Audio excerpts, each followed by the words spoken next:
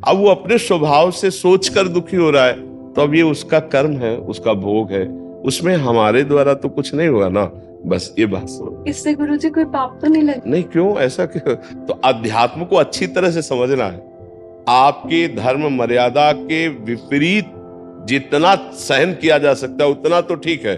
जब ये समझ में आ गया, अब हमारे धर्म पर बात आ गई, हमारी मर्यादा इज्जत पर बात आ गई, हमारे राष्ट्र पर बात आ गई, हमारे इष्ट पर बात आ गई, फिर नहीं सहन करेंगे। या भाई सहन ही करना है, अब जो मन आवे सो चेष्टा कर रहा हम सहन करें, नहीं। एक सीमा तक है, इसके बाद तुम आंख उठा के भी नहीं देख पाओगे। 100 अपराध क्षमा करूंगा, इसके बाद नहीं। 100 के ऊपर चलेगा तो क्षमा नहीं करूंगा, 100 तक क्षमा कर दूंगा, आपको वचन देता हूं। उन्होंने सोचा 100 तक अपराध काहे को करेगा। नवरीत जी पंजाब से। राधे राधे श्री हरिवंश। राधे राधे महाराज जी, श्री हरिवंश। महाराज जी, मेरा सवाल है कि गुरुजी आप कहते हो कभी किसी के दुख का कारण नहीं बनना चाहिए, लेकिन कई बार ऐसा होता है कि कई लोग होते हैं जो हमारे होने से दुखी होते हैं। ऐसे में क्या हमें नहीं, उस जगह जाना मेरे चाहिए? प्रयास में किसी को दुख नहीं होना चाहिए। कोई अपने चिंतन से या अपने आप दुखी हो रहा है तो उसके लिए हमारे पास कोई औषधि नहीं है। हम किसी को वचन से, अपनी चेष्टा से दुख नहीं देना चाहते। अब कोई अपने आप ईर्ष्या करके जले, कोई अपने आप अपनी दुख भावना करे, तो उसके लिए तो उसको सुधरना होगा ना। हमारी कोई चेष्टा नहीं होनी चाहिए। हम भगवत मार्ग के पथिक हैं। अगर हमको कोई गाली भी देता है तो हम यही चाहेंगे कि भगवान उसकी बुद्धि शुद्ध हो, वो स्वस्थ रहे, वो कभी दुख ना पावे। लेकिन अब वो बुरे स्वभाव का है, अपने बुरे स्वभाव के कारण दुख भोग रहा है, अब उसमें हम क्या कर सकते हैं। तो हमारा उद्देश्य समझ रहे हैं आप कहने का? हम अपने चेष्टा से किसी को दुखी, अब वो अपने स्वभाव से सोचकर दुखी हो रहा है, तो अब ये उसका कर्म है, उसका भोग है, उसमें हमारे द्वारा तो कुछ नहीं हुआ ना। बस ये बात समझ। इससे गुरुजी कोई पाप तो नहीं लगे? नहीं, क्यों ऐसा क्यों? संसार है, वो अपनी सोच है, उसकी सोच है, उसको सोच दुख दे रहे। देखो सही बात मानो, कोई किसी को सुख दुख नहीं देता है। पहली बात तो हमारे पूर्व के कर्म है, उस कर्म से ऐसा संयोग हो जाता है। जैसे इतने पुत्र होते हैं ऐसे कि वो जन्म से लेकर के और जब तक वो सुख ही देते रहते हैं। कोई ऐसे होते हैं जन्म से लेकर के और पूरे जीवन भर दुख ही देते रहते हैं, क्योंकि वो आए हैं अपने कर्म का हिसाब लेने, अपने कर्म का हिसाब देने। अब एक व्यक्ति मिलता है, अचानक इतना कड़वा व्यवहार करता है, छाती जलने लगती है। एक व्यक्ति मिलता है, इतना मीठा व्यवहार करता है कि बार बार उसकी याद आती है, अनुकूलता और प्रतिकूलता।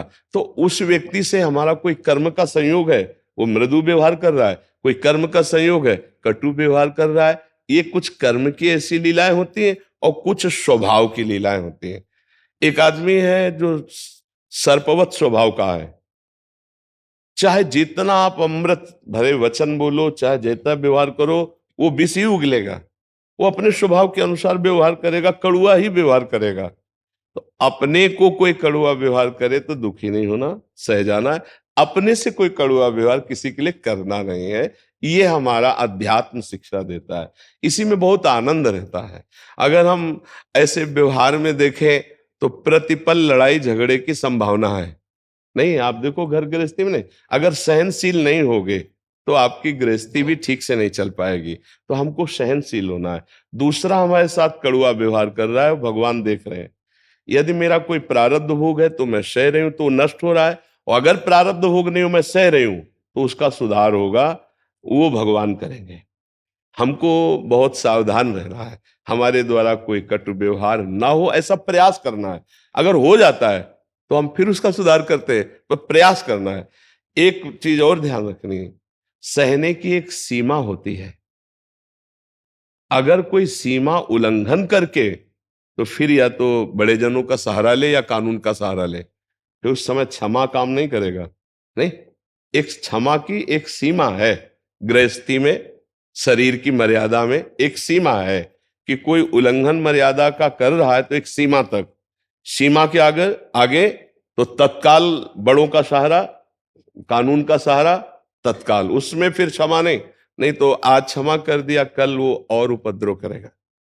समझ रहे? एक सीमा तक तो ठीक है, सीमा के बाहर फिर आप कोई सन्यासी नहीं है, आप एक गृहस्थ धर्म में हैं। जैसे सन्यास में असीम क्षमता है, अब मान लो ये शरीर है, अब कोई पीट रहा है तो उसे भगवान का विधान मान करके चुपचाप सहन कर लिया गया। लेकिन अब जैसे आप गृहस्थ में हैं, तो आपको ऐसा नहीं करना है। अगर आज उसने हाथ उठा दिया है तो कल वो कोई खतरा पैदा करे इससे पहले कानून में रिपोर्ट करो, अपने बचाव पक्ष को करो, क्योंकि आप कोई साधु महात्मा नहीं है, आप गृहस्थ में चलकर धर्म का अनुष्ठान कर रहे हैं। तो आपका मानो स्त्री शरीर है, आज देखा कि आज कोई गंदी हरकत जो क्षमा करने लायक नहीं है, तो आप बिल्कुल उसको रास्ता मत दीजिए, क्षमा मत कीजिए, उसके ऊपर ऑब्जेक्शन कीजिए। अगर आप क्षमा करते हैं तो कल का उसका दूसरा स्वरूप हो जाएगा। बस समझ रहे ना? तो अध्यात्म को अच्छी तरह से समझना है। आपके धर्म मर्यादा के विपरीत जितना सहन किया जा सकता है उतना तो ठीक है। जब ये समझ में आ गया, अब हमारे धर्म पर बात आ गई, हमारी मर्यादा इज्जत पर बात आ गई, हमारे राष्ट्र पर बात आ गई, हमारे इष्ट पर बात आ गई, फिर नहीं सहन करेंगे। आप इस बात को समझना कि ऐसा ना हो कि समझ अगर नहीं होगी तो फिर ठीक नहीं समझ पाओगे। एक सर्प था, तो लोगों को काटता, तो गांव के लोगों ने देवर्षि नारद जी निकले, कहा आप सिद्ध पुरुष हो, इसको मना कर दो। तो सर्प से कहा आज के बाद काटोगे नहीं, अगर काटे ना तो तुम्हारे सर के 100 टुकड़े हो जाएंगे। डर गया, उसने नहीं काटा। अब जो निकले सो ईंट पत्थर डंडा ऐसे। दूसरे दिन नारद जी निकले तो बोले तुम्हारी हालत कैसे? बोले आपने किया है। बोले क्यों? अरे बोले जब काटता नहीं तो जिसको देखो डंडा मार रहा है, हमको खिलौना समझे। बोले फुसकारने को मना किया था क्या? काटना नहीं, लेकिन फुसकार डबल दे लिए तो दूर रहेगा ना। तो अगर फुसकार छोड़ दिया तो आपको परेशान हो जाए। काटो मत, फुसकार रखो। समझ रहे हैं? मैं अपनी धर्म मर्यादा की रक्षा के लिए, अपने गृहस्थ धर्म की रक्षा के लिए, अपने शरीर रक्षा के लिए हमको इतना फुसकार रखनी है कि दूसरा जल्दी कोई नजदीक ना आने पावे। नहीं तो आप कहोगे साधु महात्माओं के उपदेश ने हमको, नहीं, संत महात्माओं के उपदेश को आंतरिक भावों को समझना है। एक बार एक संत ने उपदेश किया शिष्य को, सर्वत्र भगवान है ऐसी बुद्धि रखो। ठीक है। वो जा रहे थे तो हाथी एक पागल था। महावत ने कहा हट बाबा जी, हट जा, हाथी पागल है, मार देगा। गुरुजी ने कहा था सब में भगवान है। और वो हाथी सूंड में लपेटा, ऐसा मारा कि उसकी रग रग जो है। अब लद के गुरुजी के पास गए, बोले ऐसा कैसे हो गया? बोले आपने करवा दिया। बोले क्यों? कहा था सब में भगवान है। तो बोले हाँ सब में भगवान है। तो बोले वही तो हम भी कह रहे हैं, हमने भी कहा कि हाथी में भगवान। तो बोले किसी ने रोका नहीं। बोले वो महावत तो पहले ही रोक रहा था हाथी। तो बोले हाथी में भगवान देखा, महावत में भगवान नहीं देखा। भगवान मना तो कर रहे थे कि हाथी पागल है, दूर हट जा। तो ऐसे संतों की बात को समझे। जहां तक हमारे धर्म मर्यादा की बात है, जितना सहन है उतना करेंगे। इसके बाद अगर इज्जत पर बात आ गई, धर्म पर बात आ गई, राष्ट्र पे बात आ गई, फिर हम शांत नहीं बैठेंगे। जैसे मान लो आप हमें, तो एक मर्यादा में हम सहेंगे, लेकिन आप हमारे इष्ट की निंदा करो, आप हमारे गुरु की अवहेलना करने लगो, आप हमारे धर्म की निंदा करने लगो, फिर हमारा रूप दूसरा हो जाएगा। उसके लिए हम सहन नहीं करेंगे। आप हमें गाली दे दो, हम सह लेंगे, लेकिन मर्यादा, इष्ट भावना, धर्म, राष्ट्र, अब ऐसा थोड़ी कि आप राष्ट्र विरोधी हो, हम तुमको बैठाल के उपदेश करें। नहीं, राष्ट्र हमारा हमारे लिए धर्म है, धर्म हमारा हमारे लिए प्राण है, इष्ट हमारा हमारे लिए जीवन है। उनके लिए तो सहनशीलता की एक सीमा रखी गई है। इतना सहन कर सकते हैं, इसके बाद नहीं सहन कर सकते हैं। तो इसको भी ध्यान में साथ में रखना कि भाई सहन ही करना है। अब जो मन आवे सो चेष्टा कर रहा हम सहन करें, नहीं, एक सीमा तक है, इसके बाद तुम आंख उठा के भी नहीं देख पाओगे। एक सीमा तक, जैसे भगवान से उनकी बुआ जी ने कहा, जब शिशुपाल पैदा हुआ था तो उसके 4 भुजाएं थी। तो बड़े बड़े विद्वान ज्योतिषाचार्य बुलाए गए। बड़ा अजीब बालक, 4 भुजा सहित पैदा हुआ और बड़ा तेजस्वी। तो विद्वानों ने कुंडली देखी और कहा कि ये बहुत बलवान है, इसे कोई मार नहीं सकता। तो बोले मार कौन सकता है इसे? बोले जिसकी गोद में डालने से इसकी 2 भुजाएं गिर जाए तो जान लेना वही मारेगा। तो बड़े बड़े सब रिश्ते नातेदार सब बुलवाए गए और ये उनकी माँ ने जानने के लिए एक प्रथा रखी। तो सबकी गोद में बालक को, और जे ही द्वारिकाधीश भगवान श्री कृष्ण की गोद में रखा, सो 2 भुजा तो उन्होंने कहा, बेटा तुम हमारे पुत्र के समान हो, हमें विद्वानों से पता चला था, तो इसका मतलब तुम ही हमारे पुत्र को मारोगे, तो वचन दो कि तुम पुत्र को मारोगे नहीं। तो उन्होंने कहा, बुआ 100 अपराध।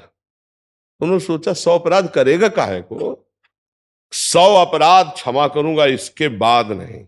100 के ऊपर चलेगा तो क्षमा नहीं करूंगा, 100 तक क्षमा कर दूंगा, आपको वचन देता हूं। उन्होंने सोचा 100 तक अपराध काहे को करेगा। तो सभा में जब गालियां दे रहा था ना भगवान को, तो भगवान गिन रहे थे। भीष्म जी खड़े हुए कहा, चुप, तुम्हारे मारे नहीं मरे गए। भीम जी भी खड़े, उनसे भी कहा चुप।